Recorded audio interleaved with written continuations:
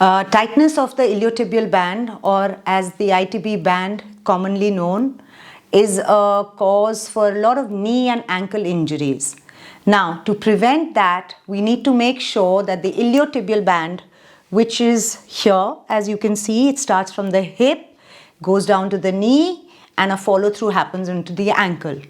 Now, the iliotibial band is the strongest tendon of the human body, so therefore stretching it is not an option.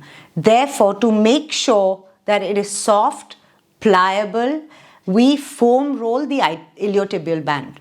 Now for that, what I need you to do is go into a side lying position. So that's what I'm going to do. I'm going to go into a side lying position, place the foam roller right in the center of the iliotibial band, which is between the knee and the hip, and drop down onto my elbow.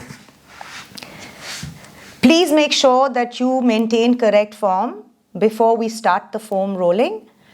Now what I'm going to do is I'm just going to roll up and down so that the movement is very, very controlled. Another way, a lot of people might have problem with their shoulders, so you can go up to your hand and make sure this area is right on top of the foam roller so that you feel the tender spots and you ease out the stiffness in this area. Then I move on to my right side. So I'm just going to cross over, place the foam roller on my right side, go into a side lying position, extend my right leg out, bring the left leg forward, place the foam roller in the center of my hip and my knee, go down to my elbow, hold that correct form, and then I just roll up and down, find the tender spot, breathe, hold that spot. Another way to do it is go up on your arm, but you keep rolling.